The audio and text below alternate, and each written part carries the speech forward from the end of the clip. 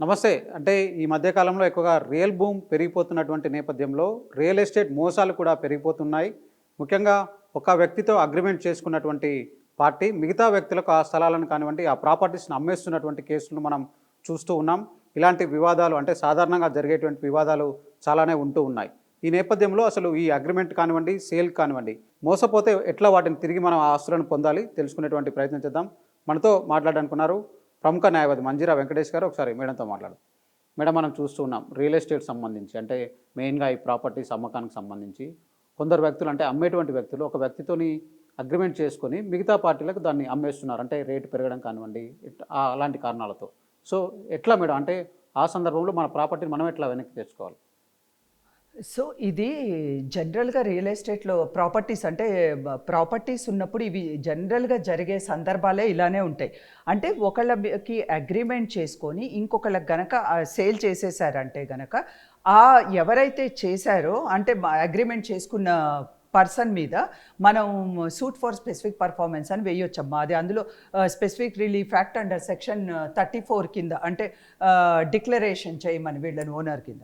So జనరల్గా ఏమవుతుందంటే ఇవన్నీ ఇప్పుడు ఒక కేసు వేస్తాము, వేసినప్పుడు ఆల్రెడీ ఎవరికైతే అమ్మారో ఆ వ్యక్తిని కూడా ఇందులో పార్టీ చేయాల్సి ఉంటుంది. అంటే తనకి ఎందుకంటే ఆల్రెడీ తనకి రిజిస్ట్రేషన్ అయిపోయింది.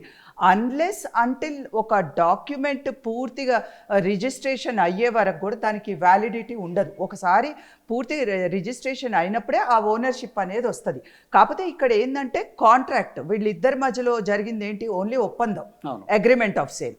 సో ఆఫర్ చేశారు, తిరిగి కొన్నారు. ఇవి జనరల్గా ఎందుకు జరుగుతాయి అంటే ఇమీడియట్గా ఎవరు కూడా చాలా తక్కువ కేసెస్లో వాళ్ళు వెళ్ళిపోయి రిజిస్ట్రేషన్కి వెళ్తారు. కానీ చాలా వరకు కేసెస్లో వాళ్ళు రిజిస్ట్రేషన్కి వెళ్ళకుండా ఫస్ట్ కొంత అమౌంట్తో చిన్న అమౌంట్ ఇచ్చేసి వాళ్ళ అవసరాలని బట్టి వీళ్ళు కూడా అమ్మటానికి అమ్ముతున్నావా అని అంటారు. అంటే అప్పుడు కొంతవరకు ఫస్ట్ అడ్వాన్స్ కొంత తీసేసుకుంటారు, వాళ్ళకి అది ఫుల్ఫిల్ అయిపోతుంది, ఇంకొక పర్సన్ కనపడతారు ఇంకా ఎక్కువ ఇస్తాను. సో అప్పుడు వాళ్ళకి రిజిస్ట్రేషన్ చేస్తారు. అంటే ఒకళ్ళకి అగ్రిమెంట్ చేస్తారు, ఒకళ్ళకి రిజిస్ట్రేషన్ చేస్తారు. సో ఇలా వీళ్ళకి జరిగినప్పుడు అంటే ఈ కాంట్రాక్ట్ని బ్రీచ్ చేసినట్టు అవుతుంది. అంటే ఏదైతే ఒప్పందం వాళ్ళిద్దరి మధ్యలో ఉంటుందో బ్రీచ్ చేసినట్టే. అంటే జనరల్గా మనకి అగ్రిమెంట్ రాసుకునేటప్పుడు క్లాజెస్ ఉంటాయి. అంటే మనకి ఇంత అడ్వాన్స్ ఇస్తున్నాము, ఈ పరిధిలో అంటే ఈ మంత్లో ఇంత ఇస్తాము, సెకండ్ మంత్లో ఇంత ఇస్తాము, లేదా 3 months తర్వాత ఇంత ఇస్తాం. ఏదైతే స్పెసిఫిక్గా ఒక టైం మెన్షన్ చేసుకుంటే ఆ టైం మెన్షన్ చేసుకునే లోపల ఆ కాంట్రాక్ట్ని ఫుల్ఫిల్ చేయాలి, అంటే క్లోజ్ అయిపోవాలి. లేదా ఆ స్పెసిఫిక్ టైం లేదు అన్నప్పుడు వాళ్ళకి ఆప్షన్ ఉంటుంది. కానీ ఇలా ఆప్షన్ ఉన్నప్పుడు వాళ్ళకి వేరే వాళ్ళకి ఇచ్చినప్పుడే జనరల్గా మనం ఈ సూట్ ఫర్ స్పెసిఫిక్ పర్ఫార్మెన్స్ చేసి మనల్ని డిక్లేర్ చేయమని కోర్టుని అడుగుతాం. అంటే మనకి రిజిస్టర్ చేయమని అక్కడ క్యాన్సిల్ చేసి ఎవరికైతే చేశారో. ఓకే. సో అంటే ఒకే వ్యక్తి కాకుండా ఏం చేస్తారంటే అమ్మేవాళ్ళు చాలామందికి కూడా ఈ అగ్రిమెంట్ అనేది చేస్తూ ఉంటారు. సో ఈ సందర్భంలో ఎట్లా ఉంటుంది అంటే ఫస్ట్ ఎవరికైతే అగ్రిమెంట్ చేస్తే వాళ్ళకి వస్తుందా ప్రాపర్టీ, లేదంటే ఎట్లా ఉంటుంది మన ప్రాసెస్ ఎట్లా ఉంటుంది? జనరల్గా ఇప్పుడు మనం ఫస్ట్ క్వశ్చన్లో మాట్లాడుకుంది ఏంటంటే సేల్ ట్రాన్సాక్షన్ అయిపోయింది, దేర్ ఎండ్స్. అయితే సో అది ఫస్ట్ పర్సన్ ఎవరైతే అగ్రిమెంట్ చేశారో వాళ్ళకి రిజిస్టర్ చేయకుండా సెకండ్కి చేశారు. మీరు అడిగిన సెకండ్ క్వశ్చన్లో ఏంటంటే నంబర్ ఆఫ్ అగ్రిమెంట్స్ అది అయ్యే ఛాన్సెస్ ఉంటాయి. ఎప్పుడైతే అగ్రిమెంట్ ఆఫ్ సేల్ కూడా రిజిస్టర్ అవ్వకుండా వాళ్ళు జస్ట్ కొంత భయాన్ని తీసుకొని అందరితో ఒక డాక్యుమెంట్ మీద ఏదో స్టాంప్ పేపర్ మీద రాసేసుకుంటే అట్లా there are chances of doing multiple agreements. అలాంటప్పుడు ఎవరు ఫస్ట్ అగ్రిమెంట్ అయ్యారో వాళ్ళకి కొంత ఛాన్స్ ఉంటుంది. అంటే ఇది ఏదంటే మనకి ఫస్ట్ చేసిన అగ్రిమెంట్ హోల్డర్కి ఎక్కువ ఛాన్సెస్ ఉంటాయి.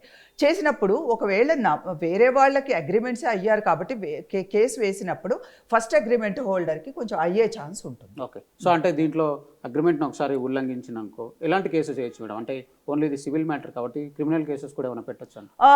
ఓన్లీ ఇలాంటి విషయాల్లో క్రిమినల్, మీరు అన్నట్టు క్రిమినల్ కేసు వేస్తే ఈవెన్ ఒకవేళ ఫర్ సపోజ్ అనుకోవచ్చు మీరు చీటింగ్ చేశారు, చాలా వరకు ఏమనుకుంటారంటే మమ్మల్ని చీట్ చేశారు కాబట్టి ఇది క్రిమినల్ కేసు కిందకు వస్తుందని. కాదు, క్రిమినల్ కేసు కింద వాళ్ళు ఫస్ట్ థింగ్ పోలీస్ స్టేషన్కి వెళ్ళినా కానీ వాళ్ళు రిజిస్టర్ చేయరు. సివిల్ మ్యాటర్ ఇది కోర్టుకు పోండట, కోర్టుకే పోవాల్సి వస్తుంది. కోర్టుకు పోయినప్పుడు వాళ్ళు స్పెసిఫిక్ పర్ఫార్మెన్సే ఇవ్వాలి స్పెసిఫిక్ రిలీఫ్ యాక్ట్ కింద. వేసినప్పుడు వాళ్ళు మ, వేరే అంటే ఇంకా ఫర్దర్ ఏమి వేరే వాళ్ళకి అమ్మకుండా ఇంజంక్షన్ ఆర్డర్ తీసుకోవచ్చు ఓకే. ఫర్దర్ ట్రాన్సాక్షన్ జరగకుండా ఆపొచ్చు. కానీ క్రిమినల్ కేసుల్లో ఏముంటుంది, ఓన్లీ రిలీఫ్ మాత్రమే. రిలీఫ్ కాదు, ఓన్లీ పనిష్మెంట్ మాత్రమే ఉంటుంది. అవును. సో దాంతో మీకు ప్రాపర్టీ రాదు కదా. సో ఎప్పుడైనా సివిల్ కేసుల్లో సివిల్ కేసే వేసుకుంటే కనుక ప్రాపర్టీ కానీ వాళ్ళు ఇచ్చే పేమెంట్ కానీ బ్యాక్ వచ్చే ఛాన్స్ ఉంటుందమ్మా. ఇంకొకటి చెప్పాలి, మీరు అన్నట్టుగా ఈ specific relief act is a discretionary. అంటే అదే ఆర్డర్ అంటే అగ్రిమెంట్ చేసుకున్నంత మాత్రం పూర్తిగా రైట్ వచ్చేది. సో ఇక్కడ వీళ్ళకి జడ్జి మీద ఆధారపడి ఉంటుంది, కోర్టు మీద ఆధారపడి ఉంటుంది. ఏంటి వీళ్ళకి స్పెసిఫిక్ రిలీఫ్ యాక్ట్ కింద డిక్లరేషన్ చెయ్యొచ్చా, వీళ్ళని ఓనర్ కింద ప్రాపర్టీ ఇచ్చేయమని అనొచ్చా, లేదు అంటే ఈవెన్ అమౌంట్ ఏదైతే వీళ్ళు కడతారు కదమ్మా దాన్ని ఇంట్రెస్ట్తో సహా ఇచ్చేయమనే ఛాన్స్ కూడా ఉంటుంది. అమౌంటే బ్యాక్ ఇచ్చేయమనొచ్చు ఇంట్రెస్ట్తో పాటు. లేదా దీన్ని డిక్లేర్ కూడా చేయొచ్చు వీళ్ళు ఓనర్షిప్ అని. అయితే వీటన్నిటికీ ఇంకోటి కూడా ఉంటుంది, బర్డెన్ ఎవరైతే కేసేస్తారో వాళ్ళ మీద ఉంటుంది. ఏముంటుంది, మెయిన్గా వీళ్ళు రెడీనెస్ విల్లింగ్నెస్ అనేది చూపించాలి. అంటే మేము రెడీగా ఉన్నాం ఆల్ ద టైం, అంటే ఏదైతే ఆ టైం మొత్తంలో కూడా ఎలా చూపిస్తాం, కోర్టు ముందుకు వెళ్తే అది oral documentary evidence, oral proofs, oral witnesses. అయితే డాక్యుమెంట్ చాలా వైటల్ రోల్ ఉంటుంది. డాక్యుమెంట్స్లో మనం ఏం చూపిస్తామో, మనకైన అగ్రిమెంట్, బ్యాంక్ ట్రాన్సాక్షన్స్, ఇవి. ఎట్ ద సేమ్ టైం మన స్టేట్మెంట్స్ కూడా ఎవరైతే కొనుక్కోవాలనుకుంటున్నారో కేసేస్తారో వాళ్ళ స్టేట్మెంట్స్ కంటిన్యూస్గా చూపించాలి. ఒక కేసులో ఏమవుతుందంటే అది కంటిన్యూటీ ఉండదు బ్యాంక్ స్టేట్మెంట్లో. అంటే వీళ్ళ దగ్గర ఫండ్స్ ఉండాలి కదా, రెడీనెస్ విల్లింగ్నెస్, మేము రెడీగా ఉన్నాం రిజిస్ట్రేషన్కి అనంగానే సరిపోదు, అక్కడ చూపించాలి. అంటే మా దగ్గర సఫిషియంట్ అమౌంట్ ఉంది, మేము ఏ రోజైనా పే చేయగలం, ఏ రోజైతే అగ్రిమెంట్ అయ్యామో ఆ రోజు నుంచి ఈ రోజు వరకు కూడా మా బ్యాంక్ ట్రాన్సాక్షన్, మా బ్యాంక్లో సఫిషియంట్ ఆఫ్ అమౌంట్ ఉంది అనేది చూపించగలిగితేనే అప్పుడు కోర్టు నమ్ముతారు వీళ్ళని. ఒకవేళ అక్కడ ఇన్సఫిషియంట్ అమౌంట్ ఉండి బ్రేక్ ఉండి మేము రెడీగా ఉన్నాము అని అంటే మాత్రం సరిపోదు. ఓకే. సో ఇది ఓవరాల్గా చూసుకున్నట్లయితే అంటే ఇలాంటి సివిల్ కేసుకు సంబంధించి వివాదాలు తలెత్తినప్పుడు స్పెసిఫిక్ పర్ఫార్మెన్స్ సూట్ వేసుకోవడం ద్వారా ఈ అగ్రిమెంట్లకు సంబంధించినటువంటి కేసులను పరిష్కరించుకోవచ్చని మంజురా వెంకటేష్ గారు అయితే చెప్తున్నారు. ఇక మల్టిపుల్ అగ్రిమెంట్స్ జరిగినప్పుడు మొదటగా ఏ వ్యక్తితో అయితే అగ్రిమెంట్ జరుగుతుందో ఆ వ్యక్తికి సంబంధించినటువంటి ఆ వ్యక్తికి ఈ ఆస్తి వెళ్ళేటువంటి అవకాశం ఉంటుందనేటువంటి విషయాన్ని కూడా ఆమె అయితే చాలా క్లియర్గా చెప్తున్నారు. వీడియో పనితో శ్రవణ్, ఏబిఎన్ ఆంధ్రజ్యోతి, హైదరాబాద్.